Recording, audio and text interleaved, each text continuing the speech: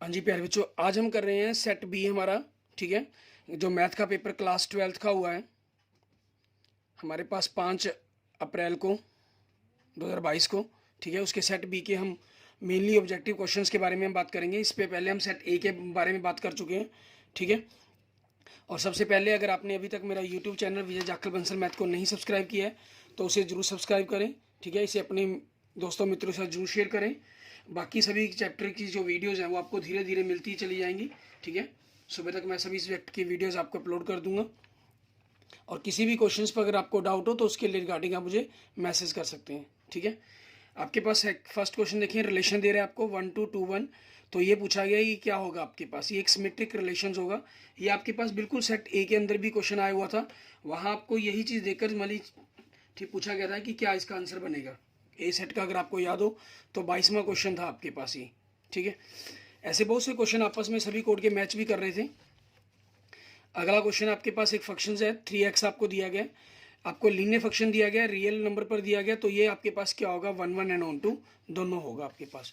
Next आपके पास कोस का value दी गई है, कोस 1/√2 जो वैल्यू है वो π/4 पर होती है। नेगेटिव के कारण इसको हम पाई में से माइनस कर देंगे क्योंकि जो कोस की रेंज होती है वो 0 से लेकर पाई तक होती है इन क्लोज इंटरवल। तो आंसर क्या बन जाएगा आपका 3π/4 बन जाएगा। tan इनवर्स 1 की वैल्यू आपके पास π/4 होती है, कोस की वैल्यू 1/√3 के लिए आपके पास π/3 वैल्यू होती है।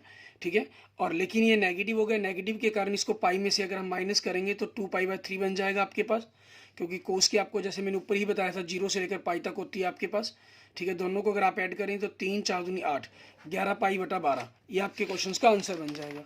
ठीक है, एंड नेक्स्ट क्वेश्चन देखेंगे, आपके पास बाइनरी रिलेशन दे रहा है आपको, नेचुरल नंबर पर ए क्रॉस बी आपके पास A² B² के इक्वल होगा, आपसे पूछा गया है। नेचुरल नंबर के लिए आप किसी भी प्रकार से ऑपरेशन जब अप्लाई करेंगे तो A² B² आपका इक्वल आएगा, V² is equal to A operation B is equal to होगा B ऑपरेशन A के। मीन्स कॉम्यूटेटिव तो होगा ही होगा बट ये एसोसिएटिव नहीं होगा, तो आंसर क्या बन जाएगा B ऑप्शन आपके पास। एंड नेक्स्ट क्वेश्चन आपके पास, ये क्वेश्चन सभी कोड के अंदर आया हुआ है। ठीक है, सिर्फ आपके पास मैट्रिक्स का ऑर्डर चेंज होता जा रहा है। 0 और 1 2 एलिमेंट्स हैं तो आपके पास 6 हो जाएगा, 2 की power 6, it mean 64 elements, sorry 64 matrix बनाए जा सकते हैं इनसे। नेक्स्ट आपके पास ए और बी दो मैट्रिक्स हैं आपके पास, स्क्वायर मैट्रिक्स हैं, सेम ऑर्डर के हैं आपके पास। ठीक है, then which the following is necessary and symmetric condition. Necessary क्या है इन सभी में, आपके पास मल्टीप्लाई कर सकते हैं हम उसकी। ठीक है, आपके पास उन दोनों को जोड़ सकते हैं, आपके पास a प्लस a' को भी जोड़ा जा सकता है। ठीक है, इट मीन्स ये सारे के सारे सिमेट्रिक मैट्रिक्स बनेंगे, तो इट मीन्स इसका आंसर क्या बन जाएगा ऑल ऑफ दीज, क्योंकि दो मैट्रिक्स को जोड़कर हम उसका सिमेट्रिक करें। ठीक है, मीन्स आपके पास मल्टीप्लाई में क्या होता है, सिमेट्रिक ट्रांसपोज कर दीजिए, ये b इंटू ए ट्रांसपोज के इक्वल्स बन जाता है आपके पास।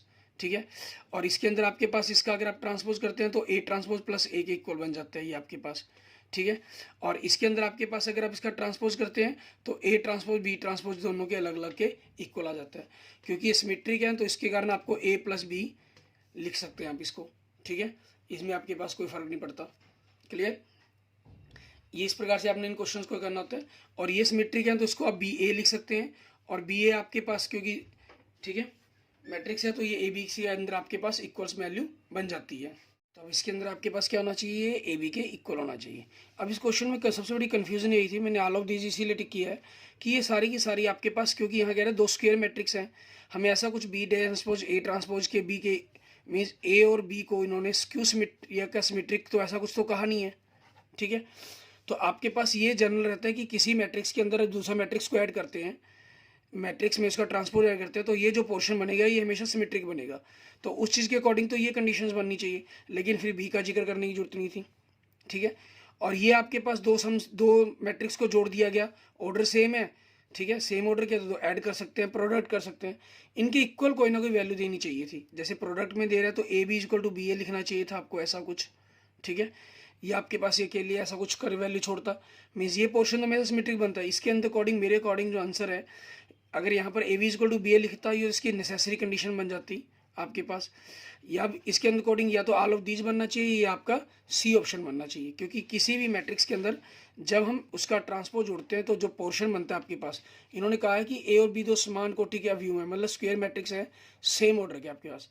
For which of following is necessary symmetric matrix. तो सिमेट्रिक मैट्रिक्स के लिए क्या जरूरी है, आप उसके अंदर उसका ट्रांसपोज जोड़ दीजिए तो जो आंसर आएगा वो आपका हमेशा सिमेट्रिक बनेगा, ठीक है। तो वो चीज़ के कारण, लेकिन कंडीशंस को ये सेटिस्फाई कर सकता है अगर ए और बी ट्रांसमेट्रिक हो, तब आप उसके अकॉर्डिंग मुझे ऑल ऑफ दीज आंसर लगता है, ठीक है। तो इस कारण ही दोनों क्वेश्चन इस क्वेश्चन के अंदर, ठीक है, थोड़ा सा मैं अनकम्प्लीट मानकर चलता हूँ इस क्वेश्चन को, ये थोड़ा सा अनकम्प्लीट क्वेश्चन है आपके लिए।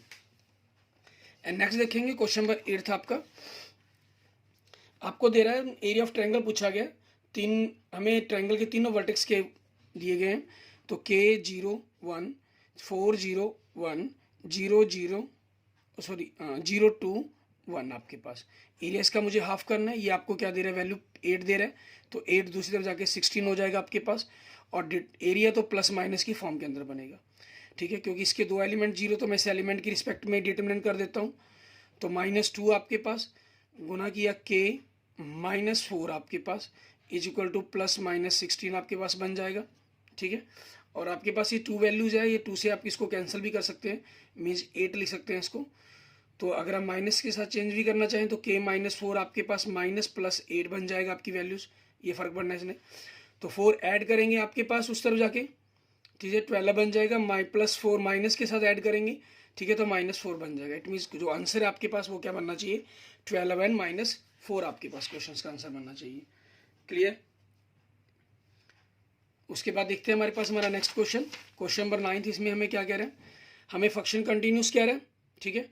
तो tan x upon x limit x tends to 0 पर ये वैल्यू 1 बन जाएगी, और k + 1 आपके इक्वल टू 0 है, तो k + 1 = 1, तो k की वैल्यू क्या होगी आपकी 0 हो जाएगी। अगले नेक्स्ट क्वेश्चन में आपको डेरिवेटिव करने के लिए कह रहा है, ठीक है। लॉग के कारण ये 1 अपॉन में जाएगा कोस, कोस का जब डेरिवेटिव करेंगे तो साइन हो जाएगा, ठीक है, सॉरी माइनस साइन e की पावर x का e की पावर x, तो कोस साइन अपॉन कोस tan बनेगा आपके पास माइनस tan e की पावर x tan e की पावर x। आपका ये आंसर होना चाहिए इसका क्वेश्चन नंबर 10 के लिए। एंड नेक्स्ट देखेंगे क्वेश्चन नंबर 11 के अंदर आपके पास हमें कह रहा है the rate of change of area of circle. Area of circle का फार्मूला क्या होता है, πr², ठीक है, और इसको डेरिवेटिव करेंगे तो d upon with respect to radius, तो डी अपॉन dr 2πr आपके पास ये आ जाएगा। r की वैल्यू कितनी दी है इन्होंने 6, तो 6 वैल्यू पुट की तो 12 पाई आपके पास आपके क्वेश्चन का आंसर बन जाएगा।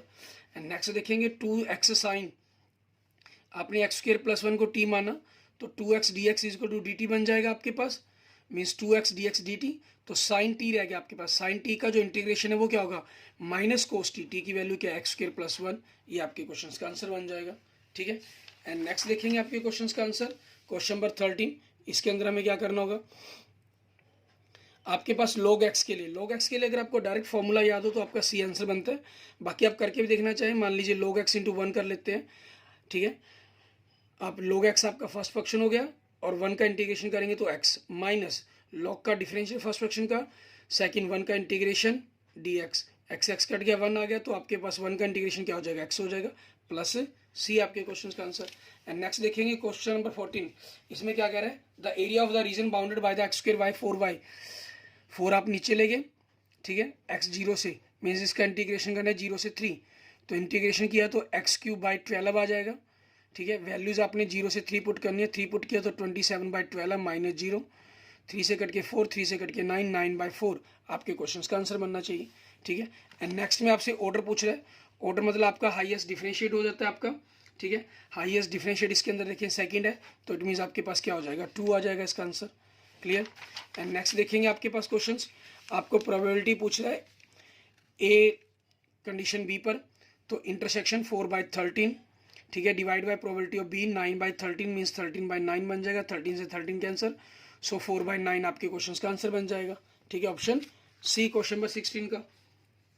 नेक्स्ट ए और बी दो वेक्टर्स हैं, उनकी क्रॉस प्रोडक्ट परपेंडिकुलर होगी, हमेशा दोनों के ऊपर परपेंडिकुलर होगी वो आपके पास, ठीक है ना, क्योंकि इसके अंदर आपके पास जो चीज़ है हमारे पास, अगर हम कंसेप्चुअल बात करें, ठीक है ना, आपके पास रिजल्टेंट वेक्टर बन जाता है, क्योंकि ए क्रॉस बी जो भी एक हम क्रॉस प्रोडक्ट करेंगे तो उसका एक रिजल्टेंट वेक्टर बनेगा, उस रिजल्टेंट वेक्टर के कारण इसके जो आंसर है वो दोनों ए और बी के ऊपर आपका परपेंडिकुलर रहता है हमेशा हमारे पास, ठीक है। एंड नेक्स्ट देखेंगे क्वेश्चन नंबर 18।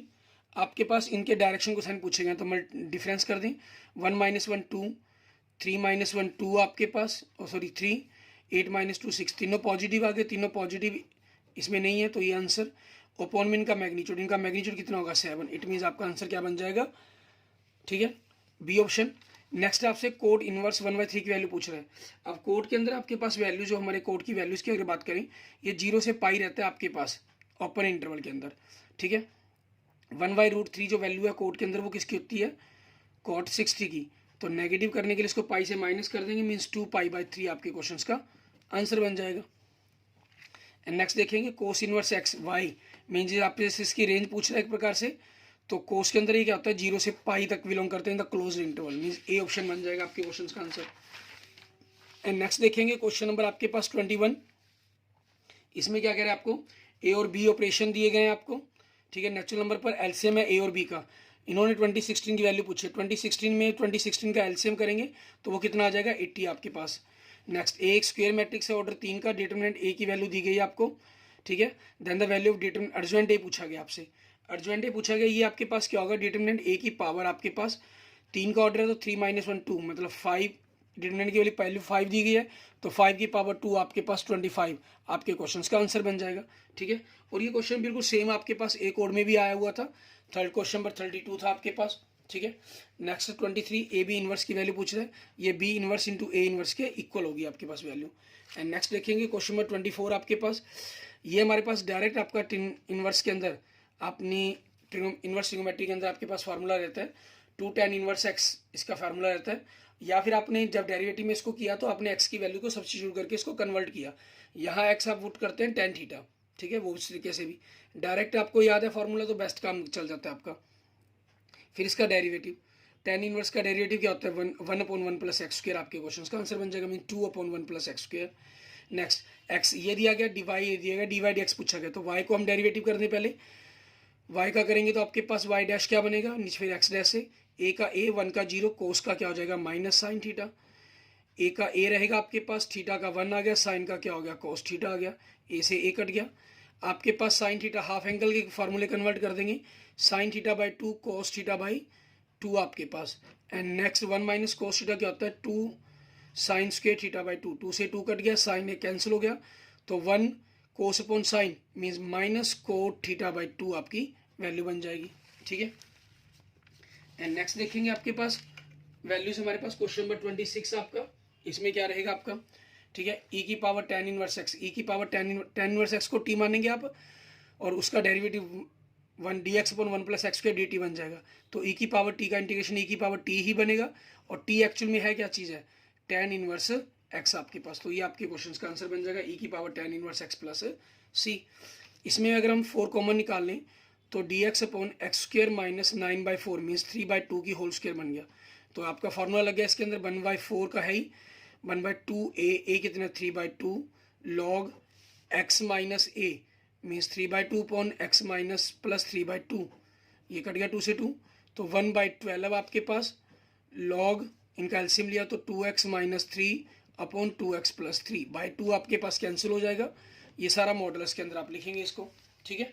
एंड नेक्स्ट आपके पास क्वेश्चन है फेयर डाइस को थ्रो किया गया 6 times, getting a prime number, prime number क्या होते हैं 2 3 5, तो सक्सेस की प्रोबेबिलिटी 1/2, फेलियर की 1/2 होगी, तो NCR P की पावर n आपका फॉर्मूला लग जाएगा, n 6 है, गेटिंग 5 सक्सेस, ठीक है, R आपका 5 है, तो 6 कम्बिनेशन 5, 1/2 की पावर 6, वैल्यू खोलेंगे तो 6 × 5 फैक्टोरियल, 6 - 5 1 फैक्टोरियल इंटू 5 फैक्टोरियल, और 1/2 ये 64 बन जाएगा, 2 से कट गया तो 3/32 आपके क्वेश्चन का आंसर बन जाएगा हमारे पास, क्लियर। क्वेश्चन नंबर 28 हो जाएगा आपके पास। क्वेश्चन नंबर 29 देखेंगे, ए सेट दे रहा है, बी दे रहा है, 1 से 4, 2 से 5 एंड 3 से 6 दे रहा है, तो आपका 1 1 तो है ये, लेकिन 7 इसके अंदर, एक 7 की कोई प्री इमेज नहीं है, इट मीन्स आपके पास ये ऑन टू नहीं है, इट मीन्स क्या हो जाएगा 1 1 एंड इनटू हो जाएगा। tan इनवर्स का रेंज पूछी गई, प्रिंसिपल वैल्यू पूछी गई, मुख्य वैल्यू कह लीजिए, तो इसका ऑप्शन क्या हो जाएगा -π/2 से लेकर π/2 तक आपके पास इन द ओपन इंटरवल आपके पास। नेक्स्ट आपके पास क्वेश्चन नंबर 31, आपने इसका डिटरमिनेंट किया 3 - x², 3 - 8, 3 से 3 कैंसल, सो x² = 8 होगा, तो x आपके पास +-2√2 बन जाएगा, इट मीन्स ऑप्शन सी आपके क्वेश्चन का आंसर आ जाएगा।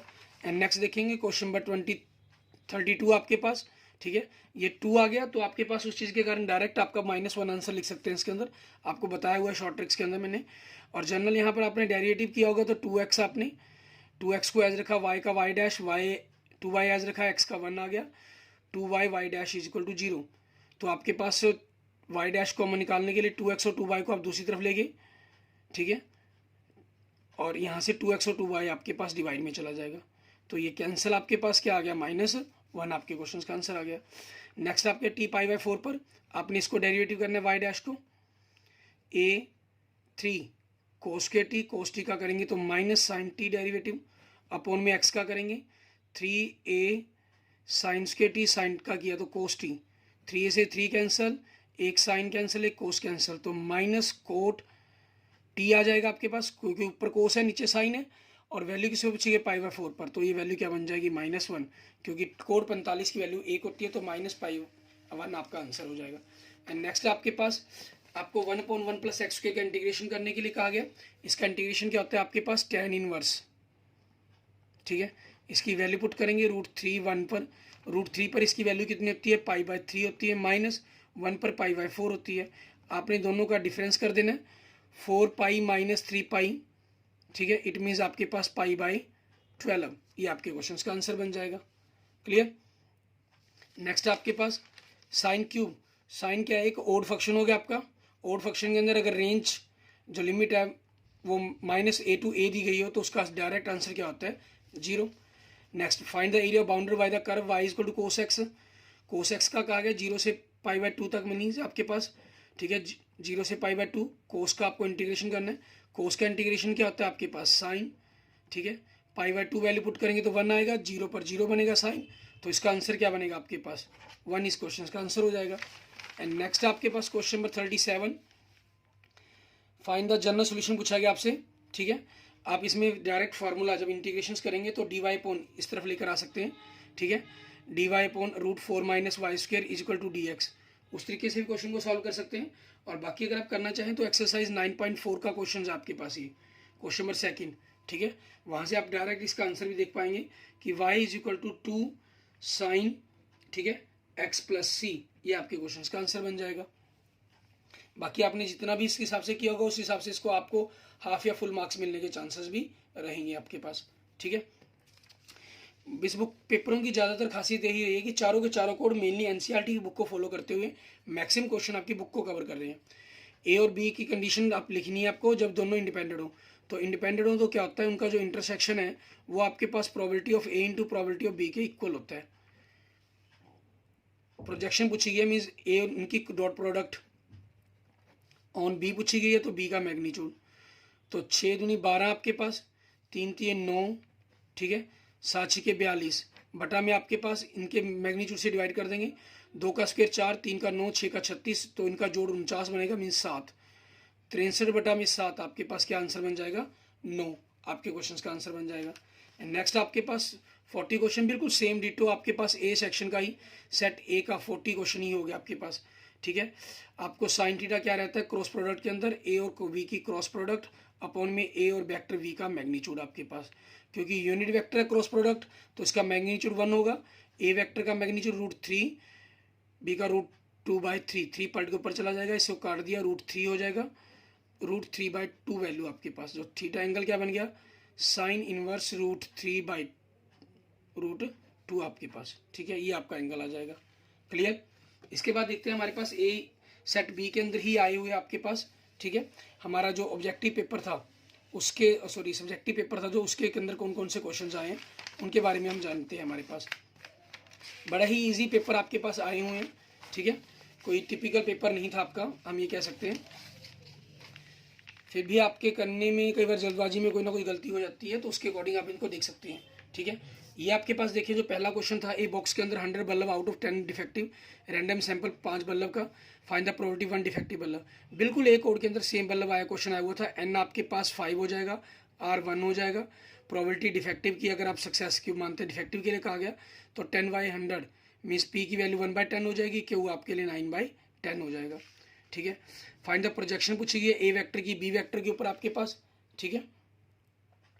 इन शॉर्ट्स में अगर आपको बताना चाहूँ तो हमारे जो चारों ही कोड थी, ठीक है, कोड ए, कोड बी, कोड सी और कोड डी। ठीक है, इन चारों ही कोड के अंदर जो सब्जेक्टिव पेपर था आपका, मीन्स पहले पूरा पेपर करना था, जो 2 मार्क्स का आपके पास, 3 मार्क्स का या 4 मार्क्स का या 6 मार्क्स का, ये बिल्कुल सेम आए हुए हैं। ठीक है, क्वेश्चन नंबरिंग थोड़ी मोटी इधर उधर हो सकती है, बाकी टोटल डिटो सेम थे आपके पास। 40 के 40 नंबर का पेपर आपका बिल्कुल सेम पेपर है आपके पास। ठीक है, क्लियर। तो आप इसको, इनके क्वेश्चंस को देखना चाहें, बी सी डी के सेट को देखना चाहें तो डिस्क्रिप्शन में आपको वीडियो मिल जाएगी, उसके लास्ट के अंदर मैंने ए कोड के सारे क्वेश्चन आपको दिखाए हुए हैं, आप वहाँ से उनको आसानी से देख सकते हैं। ठीक है, और इनके सॉल्व करते हुए अभी मैं थोड़ी देर में एक अलग से वीडियो बन जाएगी जो आपको कल शाम तक मिल जाएगी। ठीक है, वहाँ से भी उनको देख पाएंगे। Clear, okay. Thank you friends, thank you students. अगर आपने अभी तक मेरे यूट्यूब चैनल विजय जाखड़ बंसल मैथ को नहीं सब्सक्राइब किया है तो प्लीज़ उसे जरूर सब्सक्राइब करें, इसे अपने दोस्तों मित्रों से जरूर शेयर करें। Okay, thank you friends, thank you students.